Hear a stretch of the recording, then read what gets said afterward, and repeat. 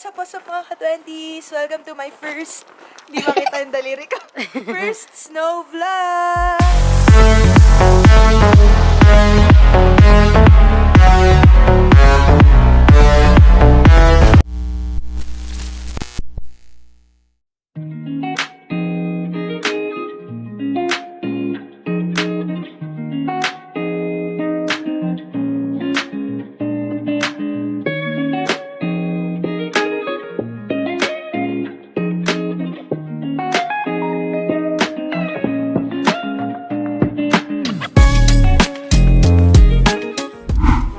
Lalabas kami guys, para lang sa vlog.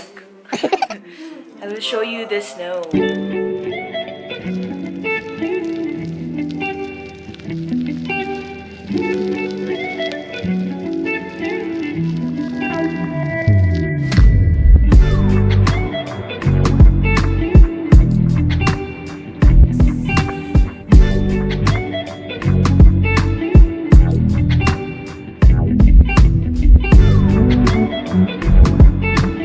Flexible.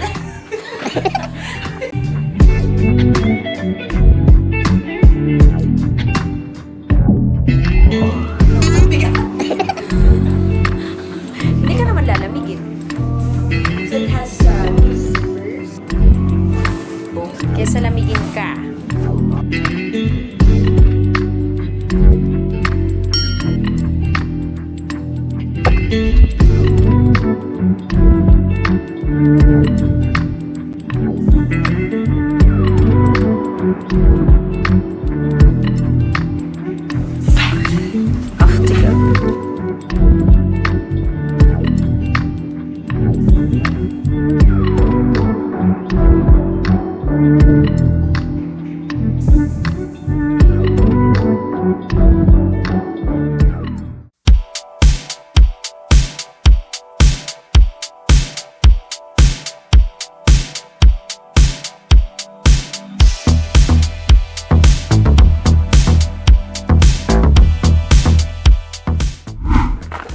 Hirap pala dito sa akin.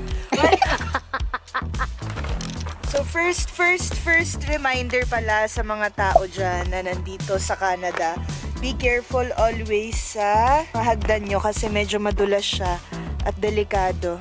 Ang dami ng prone sa accident daw yung mga ganyan. So, kita naman natin, lalo yung mga medyo may edad na po.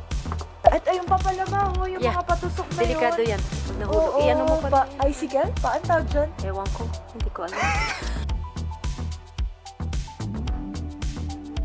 Ako ang i-video, ako ang nagpa-vlog. Sorry na. Nagsasalita ako. Kumapit kayo if ever. Kumapit kayo if Kumapit lang kayo sa Ano if ever? You must ever na kapag kapit, kumapit. Lagi kayo kakapit kapag kabababa or even aakyat. Kasi Kasi- once sa madulas ka, wala. Ang hirap ng, It's your spike on. Oo, Yung sa boots yes. mo. Dapat yan, naka-on. naka-on siya.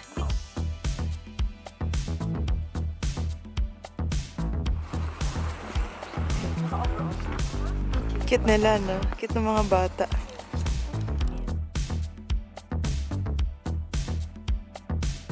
Ang ganda mo. Basta dulas.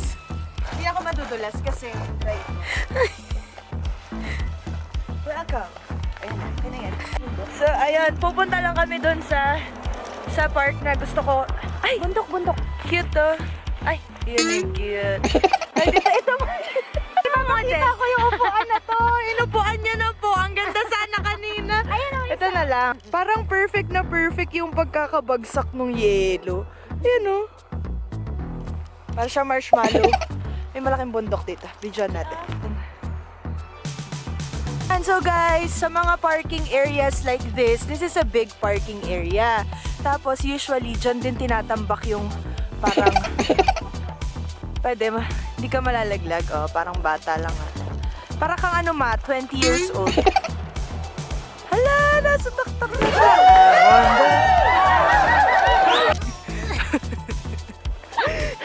Shota. Ang laki. Nababato ko doon. Bato mo. Yung bato mo lahat ng galit mo sa mundo. Ayaw kita na.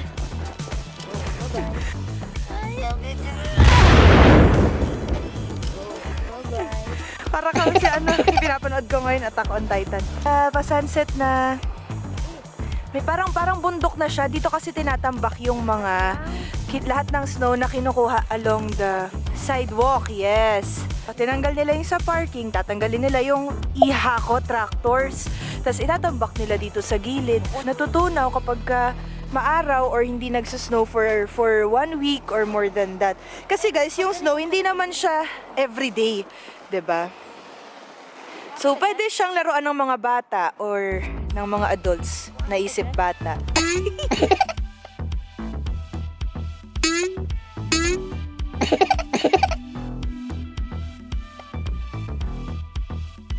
Alright. Grabe! Yun na yun. Nice. White chocolate hill. Toblerone na white, parang ganun.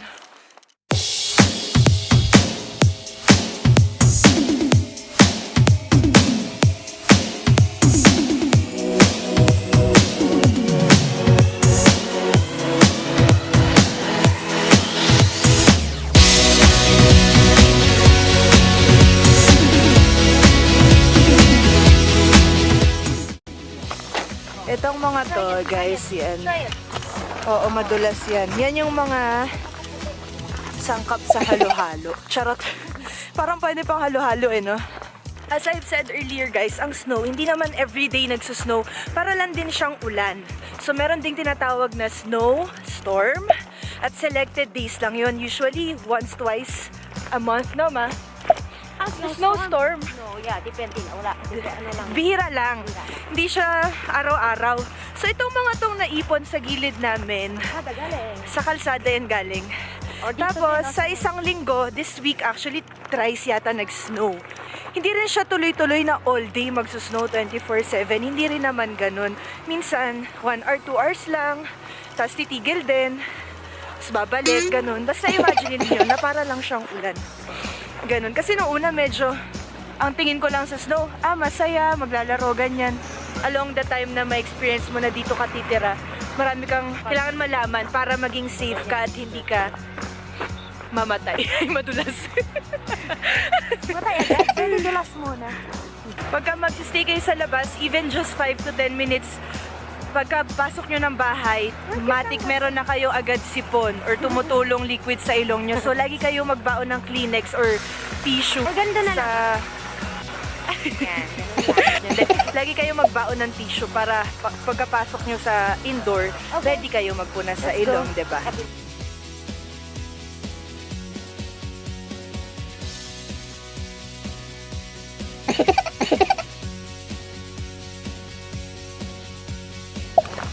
Guys, ito yung dangerous na stage ng snow. Ayan, actually mas gusto ko pa nga yung ganito eh. Yung dry snow, no?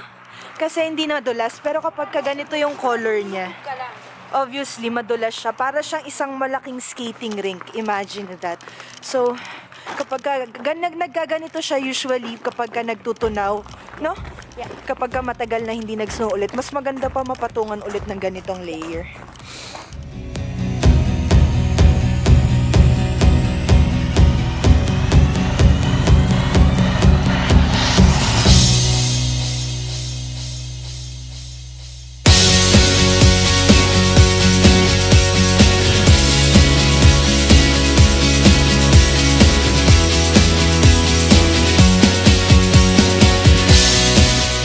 Another untold truth about winter pala, guys.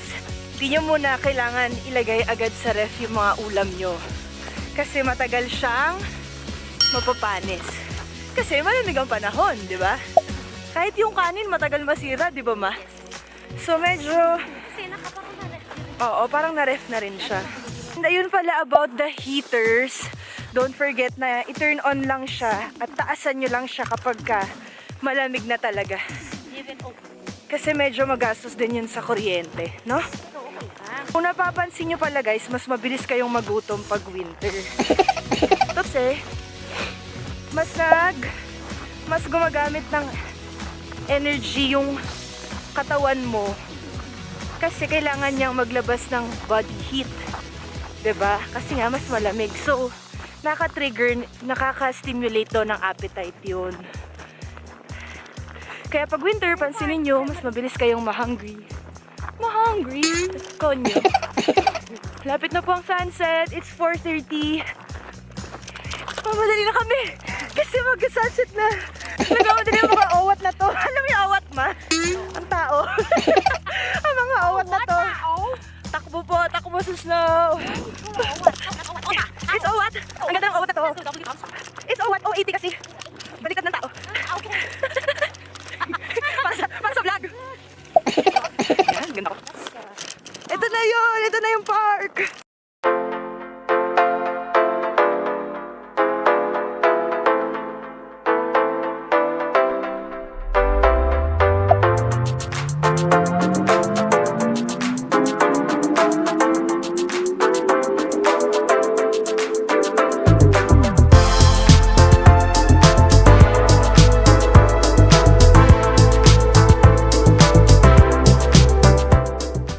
Tawag ko dyan cookies and cream eh.